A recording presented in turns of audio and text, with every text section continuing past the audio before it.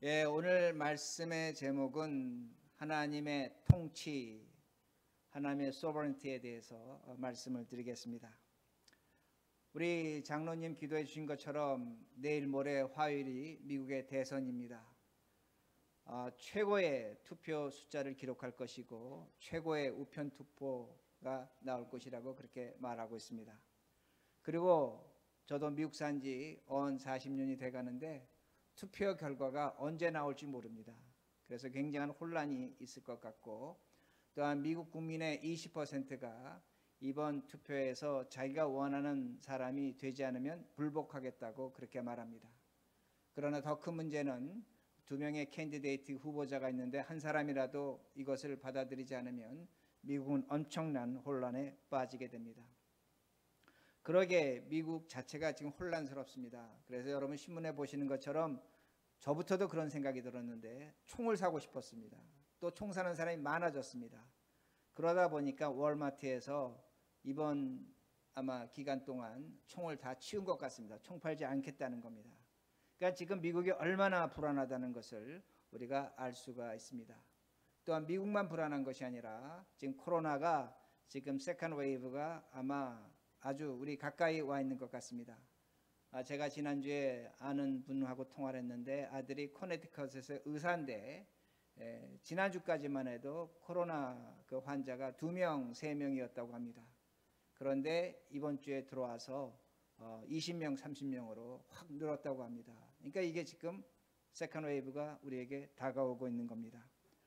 여러분, 영국은 제가 뉴스를 보니까 이미 사회적 봉쇄를 했습니다. 수상이 나와서 이제 우리 사회적 봉쇄 한 2주 이상 거의 한 달을 할 것이라고 그렇게 말하고, 유럽은 이미 심각한 수준에 들어가 있습니다. 그리고 우리가 살고 있는 미국, 사람마다 다르지만 내년 봄이 되면 어쩌면 50만까지 죽을 수 있다 그렇게 말하고 있습니다. 그러기에 우리가 살아가는 이 세상은 죽음과 공포가 지배하고 있습니다. 희망이 없습니다. 절망뿐입니다. 그런데 우리가 굳건히 믿고 있는 것은 하나님이 세상을 통치하신다는 겁니다. 그러면 하나님은 지금 이 세상을 어떻게 통치하시는가입니다. 우리가 하나님의 통치를 이해하고 안다면 우리가 지금 살아가는 세상을 우리가 좀 더 다르게 살아갈 수 있고, 또한 이 세상을 이겨낼 수 있습니다. 하나님은 어떻게 세상을 통치하시고 우리를 통치하시는가입니다. 오늘 제가 여러분에게 두 가지를 말씀드리는데, 하나님은 우리를 통치하십니다. 그리고 세상을 통치하십니다. 어떻게 통치하시는가 본문이 가르쳐줍니다. 먼저 7절, 8절, 9절을 볼 텐데 말씀이 중요하니까 제가 읽겠습니다. 먼저 7절을 읽겠습니다. 우리는 그리스도 안에서 그의 은혜의 풍성함을 따라 그의 피로 말미암아 속량 곧 죄사함을 받았느니라. 성경을 간단하게 해석하면 우리는 예수 그리스도로 말미암아 죄의 용서를 받았다는 겁니다. 그리스도가 우리의 죄를 용서하셨다는 겁니다. 그러면 죄의 용서받은 사람에겐 특별한 성격이 주어집니다. 성품이 주어집니다. 그게 8절입니다. 이는 그가 모든 지혜와 총명을 우리에게 넘치게 하사. 지금 여러분에게 지혜가 있다는 겁니다. 총명이 있다는 겁니다. 아니, 무슨 말씀하십니까? 나는 예전과 똑같이 살아가는데 무슨 지혜가 있고 무슨 총명이 있다고 그렇게 말하고 있는가입니다. 그렇지 않다는 겁니다. 오늘 우리에게 지혜와 총명이 있는데 이 지혜와 총명은 무엇을 할 수 있나? 하나님의 통치를 한다는 겁니다. 그것이 9절에 나옵니다. 9절. 그 뜻의 비밀을 우리에게 알리신 것이요 그의 기뻐하심을 따라 그리스도 안에서 때가 찬 경륜을 위하여 예정하신 것이니. 즉 우리가 하나님의 지혜와 총명을 가질 때 뭘 할 수 있느냐? 하나님께서 그리스도 안에서 때가 찬 경륜, 하나님의 통치가 있다는 겁니다. 하나님의 예정하심이 있다는 겁니다. 그러기에 우리가 예수를 믿는 겁니다. 제가 7절, 8절, 9절 아주 간략하게 정리하면 이렇게 됩니다. 우리는 죄인이고 죄의 용서함을 받았고 그 용서함을 받은 자에게 하나님께서 지혜와 총명을 주셨고 그 지혜와 총명으로 오늘 2020년을 하나님께서 예정하시고 통치하시는 것을 알 수 있게 하셨다고 그렇게 말씀하는 겁니다. 자, 그러면 제가 이것을 이렇게 예를 들겠습니다. 제가 지난주 월요일인가 화요일 날에 차를 타려고 하다가 깜짝 놀랐습니다. 어떻게 놀랐냐면, 여러분 차에 모든 걸 그 스티커가 있는데 그 차 윈도우에 이 차는 언제 검사를 받으십시오라고 하는 연도하고 달수가 적혀 있습니다. 근데 제가 우연찮게 본 겁니다. 제가 그걸 봤더니 제 차가 언제 검사를 받아야 되냐면 4월 달입니다. 그러니까 6개월이 지난 겁니다. 6개월 동안 저는 그 차를 타고 다녔는데 그 차가 합법의 차로 타고 다녔습니다. 마음 편하게 타고 다녔습니다. 왜냐하면 저는 그 차가 지난 4월 달에 검사 받기로 된 것, 예정된 것을 저는 몰랐기 때문입니다. 근데 제가 그걸 스티커를 보는 순간 어떻게 됐습니까? 저는 6개월 전에 검사 받기로 예정되어 있던 차입니다. 검사가 예정된 겁니다. 근데 그걸 본 순간 저가 어떻게 했습니까? 제 차는 불법의 차입니다. 저는 죄인입니다. 그 차 타고 다니다 폴리스가 저를 보면 티켓을 줍니다. 제가 알게 된 겁니다. 뭘 알게 되냐면 그 차가 검사 받기로 예정되어 있는 걸 알게 됐을 때 저는 죄인이 됐다는 겁니다. 제가 이걸 그대로 여러분에게 적용할 수 있습니다. 우리가 하나님의 예정을 안다는 것은 죄인이라는 겁니다. 즉 하나님의 예정을 모르고 부인하는 것은 하나님의 사람이 아니라는 겁니다. 죄를 모른다는 겁니다. 즉 검사 받기로 예정된 걸 아는 순간 제가 죄인이라는 걸 알고 그 차를 운전하면 안 된다는 걸 알고 자칫 잘못하면 그 차가 불법의 차가 됐다는 것을 알게 된다는 겁니다. 즉 하나님의 예정을 안다는 것은 오늘 우리가 죄인이라는 것을 고백할 수밖에 없다는 겁니다. 그러기에 예정이 중요하다는 말씀이 됩니다. 오늘도 우리가 죄가 없다고 하면 구원의 예정을 모릅니다. 그러나 오늘 우리가 우리의 죄를 인정하면 하나님께서 우리를 구원하기로 작정하셨다는 것을 알게 된다는 겁니다. 그걸 누가 말해주고 있는가 합니다. 오늘 성경 본문에 바울이 됩니다. 여러분 바울은 유대교적 배경을 갖고 있는 자입니다. 히브리 출신입니다. 그러기에 그는 예수 그리스도의 예정을 알지 못했습니다. 그런데 그가 다메섹에서 만나서 예수를 믿게는 됐습니다. 믿게 되면서 그가 점차로 깨달은 것이 뭐냐면 나는 죄인이다. 죄인이라는 것을 깨닫고 난 다음에 그가 고백하는 것이 뭐냐면 하나님이 나를 만세 전에 구원하기로 예정하셨다는 겁니다. 작정하셨다는 겁니다. 그러기에 죄라는 것은 무엇이냐면 우리의 잘못을 드러내지만 동시에 우리가 하나님으로부터 구원받은 예정된 자라는 것을 고백할 수밖에 없다는 겁니다.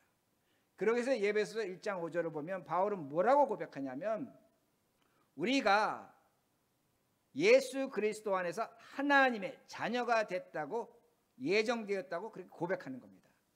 다시 말씀드린다면 우리는 하나님의 자녀라고 고백하고 내 구원이 내 실력과 내 능력이 아니라 하나님이 예정하셨다는 것은 어디에 근거하냐면 우리의 죄라는 것을 분명히 가르쳐주고 있습니다. 여러분 바울은 우리가 똑같은 죄인입니다. 여러분 이걸 이해하셔야 됩니다. 바울과 우리가 차이가 없습니다. 여러분 바울은 목사였습니다. 저는 바울의 서신을 읽을 때마다 동감합니다. 바울은 교인들에게 염려하지 말라 했지만 바울 서신을 보면 바울은 염려하며 살았습니다. 교인들에게 사랑하라고 말했지만 바울은 자신이 당한 그 배신감 때문에 고통받고 살았습니다. 바울은 교인들에게 우리가 예수 그리스도로 말미암아 의인이라고 말했지만 바울 자신은 뭐라고 고백합니까? 나는 죄인이다. 죄인 중에 죄인이다. 죄인 중에 괴수라고 고백한 것을 우리가 알 수 있습니다. 그러기에 그런 고백 속에서 나타난 것이 뭐냐면 하나님이 우리를 만세 전에 예정해서 구원하셨다는 겁니다. 이걸 믿으라는 겁니다. 제가 다시 이렇게 설명합니다. 어떤 사람이 수영 실력이 없어서 물에 빠져 죽고 있습니다. 수많은 사람들이 그 사람이 빠져 죽는 것을 보면서 지금 구하지 못합니다. 왜냐하면 수많은 사람이 수영할 실력이 없기 때문입니다. 여러분 제가 해군 출신인데 제가 수영을 전혀 못합니다. 해군 갔더니 수영을 안 가르쳐줍니다. 왜 안 가르쳐주냐고 물었더니 이렇게 말합니다. 빠지면 그러니까 빠져서 힘이 없을 때까지 내버려 둔다고 합니다. 괜히 옆에 가서 수영 하는 사람이 구하다가 같이 죽는다고 합니다. 그러니까 구해주지 않습니다. 그러니까 모든 사람이 지금 그 사람이 죽어가는 걸 바라보고 있는 겁니다. 그런데 여러분 지금 제가 말씀드리는 걸 죽어가는 사람 입장에서 이해됩니다. 죽어가는 사람 입장에서 죽어가고 있는 겁니다.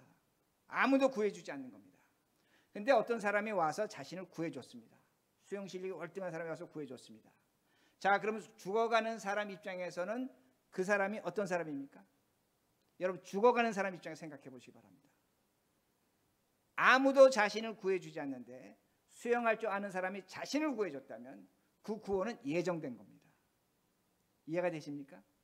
죽어가는 사람 절박한 입장에 서 보면 나를 구원해 준 것은 내 실력이 아니라 내 능력이 아니라 누군가에 의해서 예정된 것임을 고백할 수밖에 없다는 겁니다. 왜 제가 이렇게 말씀드리냐면 우리 모두 마찬가지입니다. 오늘 우리 시편 고백했지만 인생은 70이요 강건하면 80입니다. 우리 모두 죽음의 강을 갈 겁니다. 죽음의 강에서 우리는 헤어나오지 못합니다. 죽을 겁니다. 그러나 그 죽음의 강에서 예수 그리스도는 죽고 부활하신 분입니다. 그만이 우리를 구원하신 겁니다. 그 고백을 할 때 그만이 우리를 하나님의 예정으로 구원하신다는 그 말씀이 됩니다. 제가 지금 이렇게 뭘 말씀드리냐면 강조하냐면 우리의 구원은 하나님의 예정이라는 겁니다. 하나님의 섭리라는 겁니다. 하나님 만세전에 준비하셨다는 겁니다. 이걸 분명히 우리가 믿으셔야 합니다. 그런데 우리가 이렇게 하나님의 예정을 믿다 보니까 어떻게 얘기하냐면 우리가 하나님의 예정으로 구원받았기에 우리에게 모든 것, 우리에게 일어나는 모든 일이 하나님의 예정이라고 말하는 사람들이 있습니다. 자, 어떻게 얘기하냐면 이번 11월 3일 대통령 선거 하나님이 대통령을 예정하셨다는 겁니다. 누군가를 이미 선택하셨다는 겁니다. 하나님이 이 투표 이후에 일어날 미국의 미래 하나님이 예정하셨다고 말합니다. 또한 어떻게까지 말하냐면 코로나 바이러스도 하나님이 예정하셨고 죽을 자와 살 자를 하나님이 예정하셨다고 그렇게 성경을 해석하는 사람들이 있다는 겁니다. 여러분, 만약에 하나님이 그렇게 미국의 대통령 선거를 예정하고 투표 이후에 일어날 미국의 미래를 예정하고 코로나 바이러스로 그것도 하나님이 예정하셨고 죽을 자와 살 자를 예정하셨다면 심각한 문제가 생깁니다. 어떤 문제가 생기냐면 우리는 투표할 이유가 없습니다. 하나님이 예정하셨기 때문에. 코로나 바이러스로 죽을 자와 살 자 하나님이 코로나 바이러스 예정하셨다면 어떤 문제가 생기냐면 하나님은 사랑의 하나님이 아닙니다. 부활과 생명의 하나님이 아닙니다. 하나님은 죽음의 하나님이 된 것을 고백할 수밖에 없다는 겁니다. 여러분, 바울이 예정을 얘기합니다. 그러나 바울이 2020년 우리와 똑같은 오늘 이 시간에 이 자리에서 함께 예배를 드린다면 바울은 이렇게 얘기할 겁니다. 대통령 선거는 11월 3일이 지나봐야 안다고 말할 겁니다. 미국의 미래는 우리가 겪어봐야 알 것이라고 말할 겁니다. 코로나 바이러스 겪어봐야 할 것이라고 그도 그렇게 말할 수밖에 없다는 겁니다. 오늘날 우리 교인들이 가장 크게 혼란을 느끼고 또한 생각하지 못하는 것이 뭐냐면 하나님은 분명히 우리를 예정으로 구원하셨습니다. 그러나 우리가 당하는 일들은 하나님의 예정이라고 말해서는 안 된다는 겁니다. 왜냐하면 오늘 바울이 우리가 당할 일들에 대해서 분명하게 뚜렷하게 설명하고 있기 때문입니다. 그것이 10절입니다. 10절 보시기 바랍니다. 우리가 당할 일들 미래는 어떤 것인가입니다. 하늘에 있는 것이나 땅에 있는 것이 다 그리스도 안에서 통일되게 하려 하십니다. 자, 여러분, 하늘과 땅은 통일될 수 없는 겁니다. 절대로 통일되지 못합니다. 어떻게 하늘과 땅이 통일됩니까? 여러분, 물하고 불이 있습니다. 물하고 불이 통일됩니까? 통일되지 못합니다. 자, 그런데 이것이 예수 그리스도 안에서 통일된다고 말씀합니다. 우리가 이 통일된다는 단어를 영어 성경 보면 어떤 건 유니트로 번역을 했습니다. 그러나 이 말의 정확한 의미는 뭐냐면 하늘의 것도 계산하고 땅의 것도 계산해서 합한다는 의미가 있습니다. 즉 그냥 통일시키는 것이 아니라 하늘의 것이 무엇이고 땅의 것이 무엇인지 계산해 보자는 겁니다. 그리고 통일하자는 겁니다. 그러게 영어 번역으로 sum up이라고 번역했습니다. 계산해서 합산해 보자는 그런 의미가 있습니다. 자, 그러면 우리가 사는 세상은 뭔가입니다. 사람 사는 세상은 뭔가입니다. 여러분, 사람은 한 가지로 삽니다. 가치로 삽니다. 가치관으로. value입니다. 무엇이냐면 내가 얼마나 윤리적이고 도덕적인가로 나는 훌륭한가 훌륭하지 아닌가로 사람은 가치를 매깁니다. 사람은 오늘도 내가 얼마나 많이 갖고 있고 얼마나 적게 갖고 있는가의 소유의 가치에 따라서 사람을 판단합니다. 그렇게 또 본인 자신을 이해합니다. 그게 인간입니다. 여러분, 사람은 내가 얼마나 고매하고 얼마나 저급한가의 어떤 명예와 인격으로 사람을 판단하고 가치를 매깁니다. 이게 세상입니다. 이게 이 땅이라는 겁니다. 그러기에 사람들 보시기 바랍니다. 이러한 가치 우리 무시하면 안 됩니다. 윤리와 도덕도 지켜야 되고 많고 적은 것 관리할 줄 알아야 되고 명예와 자존심 지킬 줄 알아야 됩니다. 그러나 세상은 이런 것을 갖고 사람을 평가합니다. 많이 가졌다, 적게 가졌다, 훌륭하다, 훌륭하지 못하다, 낮다, 높다라고 평가하고 차별하며 구별하는 것이 세상입니다. 이해가 되시죠? 이게 세상입니다. 세상은 가치를 갖고 있고 그 가치로 나를 이해하고 세상을 이해하고 사람을 이해하고 있다는 겁니다. 근데 하나님은 하늘의 것은 다릅니다. 하나님의 계산 방법과 우리의 계산 방법이 다릅니다. 하나님은 존재로 계산합니다. 존재. 여러분 철학적이라고 생각하지 마시기 바랍니다. 존재는 현재 내가 있는 모습 그대로 하나님 나를 계산하십니다. 즉 예수 그리스도로 용서받은 우리의 그 모습, 그 모양, 이 모양, 이 꼴 그대로 하나님 우리를 받아주신다는 겁니다. 하나님 높고 낮은 것, 많은 것, 적은 것, 훌륭하고 훌륭하지 않은 것으로 우리를 받아들이지 않습니다. 그러므로 하나님 오늘 우리 존재로 받아들인다는 겁니다. 우리가 이 다음에 구원을 받고 하나님 앞에 설 때에 상급의 문제에 있어서 훌륭한 것, 훌륭하지 않은 것 계산할지 모릅니다. 그러나 적어도 하나님의 구원 앞에서는 우리는 예수 그리스도를 존재로 받아들인다는 말씀입니다. 여러분이 존재로 받아들이는 것을 확신하셔야 됩니다. 오늘 내 모습, 내 모양 그대로 하나님 우리를 받아주십니다. 그러면 어떻게 되겠는가 합니다. 11절입니다. 11절 모든 일을 그의 뜻의 결정대로 일하시는 이의 계획을 따라 우리가 예정을 입어 그 안에서 뭐가 되었으니? 기업이 되었으니. 하나님이 우리를 예정으로 구원하셨고 우리가 하나님의 기업이 됐다는 겁니다. 여기 아주 중요한 단어가 나옵니다. 우리가 하나님의 기업이 됐습니다. 절 보세요. 중요합니다. 우리가 존재로 받아들여졌기에 나의 기업이 나의 것이 하나님께 그대로 받아들이십니다. 제가 다시 설명합니다. 하나님이 오늘 저를 목사 이상치를 그대로 받아주셨기에 오늘 나의 직업 목사, 집에 가면 아버지, 우리 자식들의 어머니 그대로 받아들이신다는 겁니다. 여기 앉아 계신 분들이 있습니다. 각자의 직업을 갖고 있습니다. 그 직업과 삶의 환경이 있습니다. 하나님이 그걸 그대로 받아주셨는데 뭘로 받았냐? 기업으로 받으셨다고 말씀하는 겁니다. 내가 오늘 하고 있는 일이 있다면 하나님이 나를 받으셨기 때문에 내가 하고 있는 일을 하나님의 기업으로 받으셨다는 겁니다. 제가 이거 확대 해석하면 여러분의 아내와 남편이 여러분의 기업입니다. 여러분의 직장이 여러분의 기업입니다. 여러분이 살아가는 삶의 환경과 여건이 여러분의 기업이라는 겁니다. 제가 이걸 확대 해석하면 우리가 내일 모레 선거하는 것이 우리의 기업입니다. 미국의 미래 우리의 기업입니다. 코로나 바이러스 우리의 기업이라는 겁니다. 하나님이 우리를 받으실 때 우리를 그대로 받으셨기 때문에 우리가 갖고 있는 모든 것을 하나님이 기업으로 받으셨다는 말씀이 됩니다.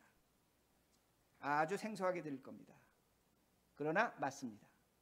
그런데 오늘 성경에 바울이 기업이라는 단어를 쓸 때 그 기업은 구약적 의미의 단어를 썼습니다. 기업은 뭐냐면 하나님이 어떤 땅을 이스라엘 백성에게 나눠주시는 겁니다. 나눠주실 때 제비를 뽑았습니다. 이 제비 뽑다가 기업입니다. 갑이라는 사람은 제비를 뽑아서 포도밭을 받았습니다. 을이라는 사람은 제비를 뽑아서 자갈밭을 받았습니다. 누구 겁니까? 누구 겁니까? 그 사람의 것입니다. 그러나 하나님의 기업입니다. 포도밭을 뽑은 사람은 그 포도밭을 잘 관리하고 포도를 산출해서 하나님께 드리고 주변 사람들과 나누어야 됩니다. 근데 자갈밭을 뽑은 사람은 그 자갈밭을 뭘로 만들어야 되냐면 포도밭을 만들어야 된다는 겁니다.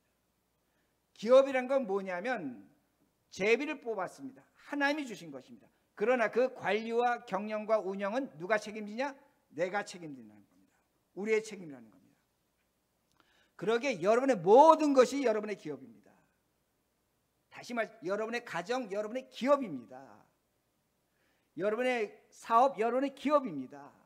왜? 하나님이 여러분을 그대로 받으셨기 때문에 그것이 여러분의 기업이라는 것을 성경은 분명히 가르쳐 줍니다.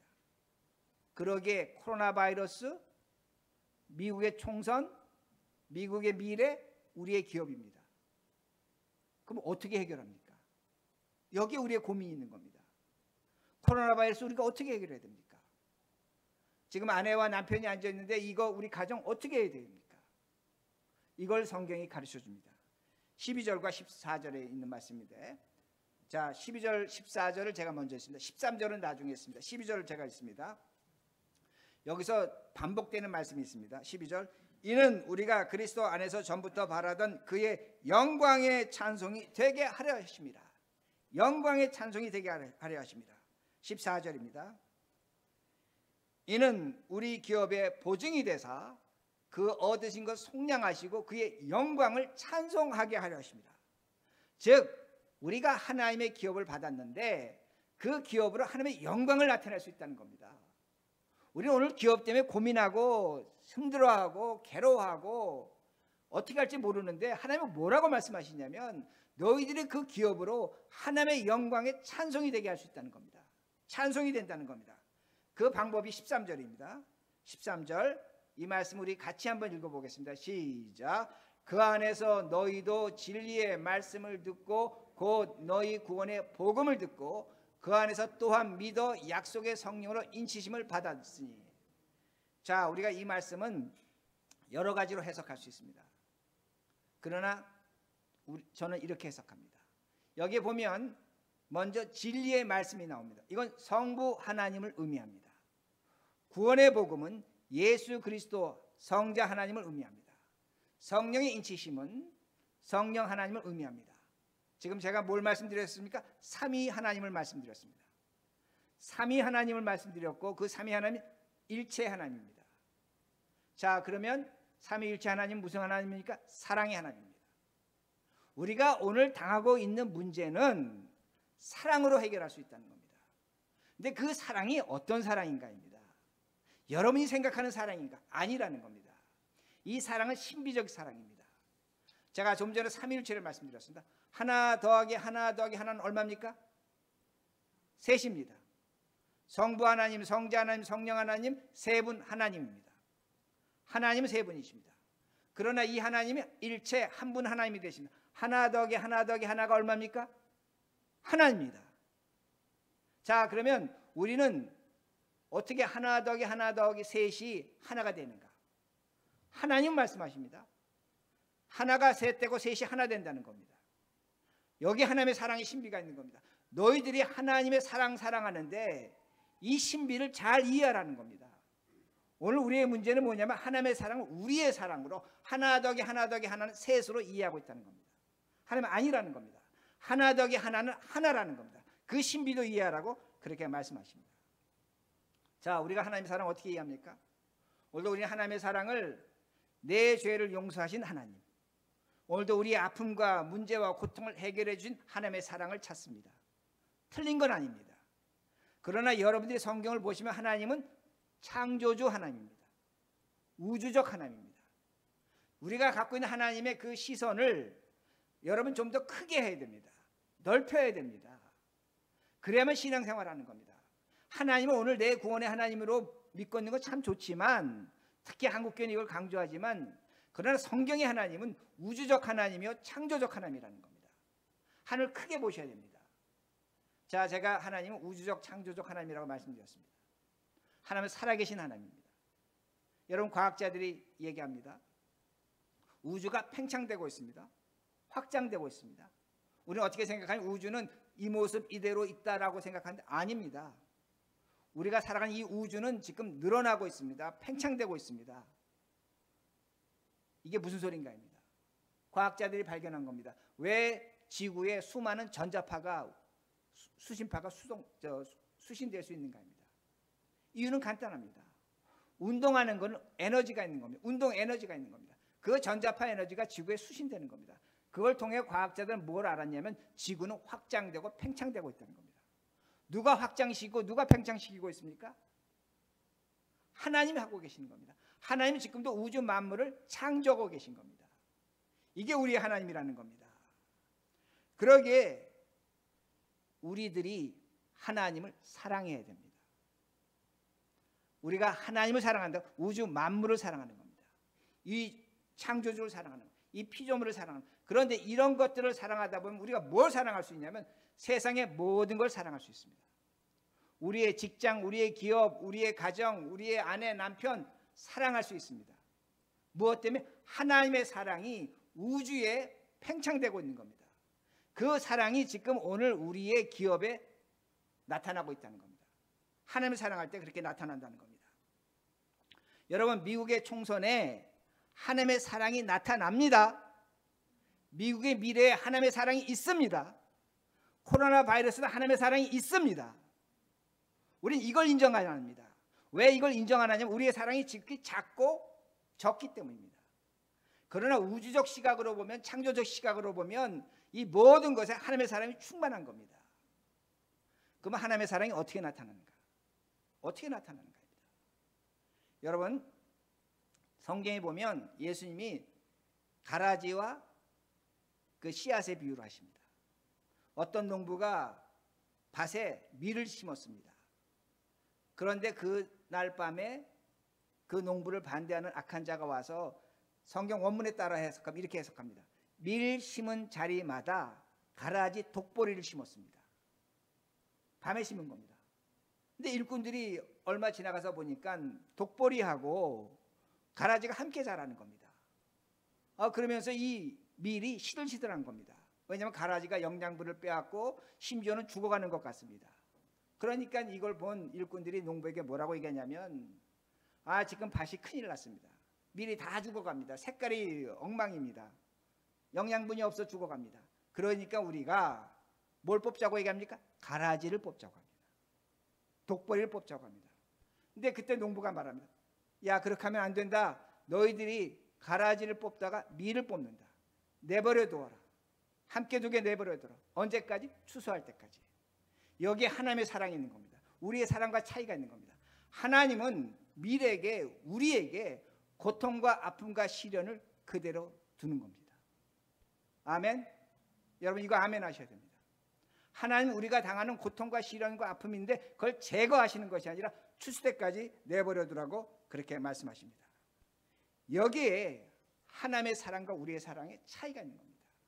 오늘 우리 기업이 있습니다. 여러분의 가정이 있고 직장이 있고 사업이 있고 미국의 총선이 있고 모든 것이 있는데 여러분 잘 생각해 보시기 바랍니다. 이것이 왜 이렇게 망가졌는가입니다. 왜 우리 기업이, 내 직장이, 내 사업이, 코로나가 왜 이렇게 망가졌는가? 이유는 하나입니다. 우리의 잘못입니다. 우리가 환경 파괴한 겁니다. 우리가 사람 무시한 겁니다. 인종차별한 겁니다. 아내가 내 기업임에도 불구하고 아내를 무시한 겁니다. 남편이 그렇게 수고했음에도 불구하고 남편의 수고와 노력을 우리가 인정하지 않은 겁니다. 그러니까 기업이 엉망이 되는 겁니다. 그런데 그 기업이 엉망이 될 수밖에 없는 건 뭐냐? 우리 안에 가라지가 있다는 겁니다. 독보리가 있다는 겁니다. 그런데 하나님이 그걸 제거해 주셔야 되는데 제거하지 않습니다. 우리는 어떻게 기도합니까? 오늘도 하나님 앞에, 하나님 이것만 없으면 내가 진짜 기뻐하며 살겠습니다. 내가 이것만 없으면 내가 행복하겠습니다. 내 마음에 있는 악을, 이 가라지를 제거해 주십시오. 하나님 뭐라고 말씀하시는 줄 압니까?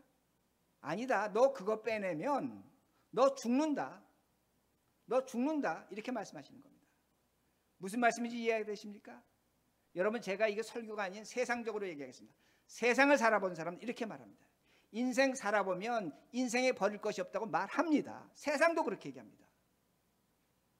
그런데 하나님은 말씀하시는 겁니다. 가라지 뽑지 않겠다는 겁니다. 너희 삶 속에 악 내버려 두겠다는 겁니다. 네가 고통당하고 아픔당하는 거 어쩔 수 없다는 겁니다. 그러기에 우리의 선택이 있습니다. 어떤 선택이 있냐면 오늘 시편 고백한 것처럼 우리 나이가 70입니다. 강건하면 80입니다. 우리가 선택할 것이 뭐냐? 그러게 성경은 가르쳐주는 겁니다. 기쁨을 선택하라는 겁니다. 희망을 선택하라는 겁니다. 믿음을 선택하라는 겁니다. 말씀을 선택하라는 겁니다. 사랑을 선택하라는 겁니다.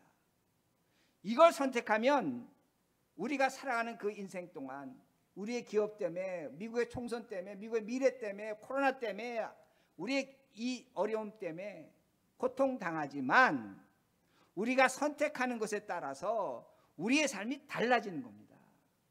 그리고 추수 때가 되면 하나님께서 그걸 뽑아버리겠다고 말씀하시는 겁니다. 그래서 여러분 지혜롭게 사셔야 됩니다. 하나님께 이것 뽑아주십시오, 이것 제거해 주십시오, 저 사람 달라지게 해주십시오, 이것 고쳐주십시오, 이거 없애주십시오. 여러분 하나님의 사랑 모를 때 이렇게 기도합니다. 하나님의 우주적 사랑, 창조적 사랑을 모를 때 그렇게 기도할 수밖에 없습니다. 하나님 이해하십니다. 그러나 오늘 우리가 달라져야 합니다. 하나님을 크게 보셔야 됩니다. 그렇다면 오늘 내가 바뀌어야 되는 겁니다. 세상 바뀌라고 하는 것이 아니라 내가 바뀌어야 되는 겁니다. 어렵고 힘들지만 희망을 선택하셔야 됩니다. 어렵고 힘들지만 사랑을 선택하셔야 됩니다. 낙심나고 눈물 나지만 여러분 기쁨을 선택하셔야 됩니다. 감사를 선택하셔야 됩니다. 그러기에 하나님께서 우리에게 말씀하시는 겁니다. 항상 기뻐하라는 겁니다. 너희 원수를 용서하라는 겁니다. 왜 그렇게 하시는가 합니다. 짧은 인생입니다. 이 짧은 인생에 언젠가 하나님께서 예정하셨습니다. 분명히 예정하신 건 뭐냐면 가라지를 뽑아내십니다. 그러나 그때까지 살아갈 우리의 기업은 누구의 책임입니까? 하나님 책임입니까? 아닙니다. 우리의 책임입니다. 그러게 제가 말씀드린 겁니다. 그 책임을 다하시기 바랍니다. 이게 신앙입니다. 이게 믿음입니다. 하나님 이런 삶을 원하십니다. 그러게 말씀을 정리합니다. 하나님은 우리 구원을 예정하셨습니다. 만세전에 예정하셨습니다. 그리고 하나님 우리를 있는 그대로 받으시고 여러분의 기업을 받으셨습니다. 그 기업의 운영의 책임은 우리 자신에게 있는 겁니다. 그 운영을 지혜롭게 하시기 바랍니다. 그러기에 언젠간 이것이 다 사라지겠지만 사라질 때까지 적어도 행복과 기쁨과 감사를 누리려면 선택하셔야 됩니다. 이건 우리의 자유입니다. 여러분의 선택입니다. 여러분의 인생은 여러분이 만들어가는 겁니다. 이렇게 살아가신 우리 모두가 되기를 바랍니다.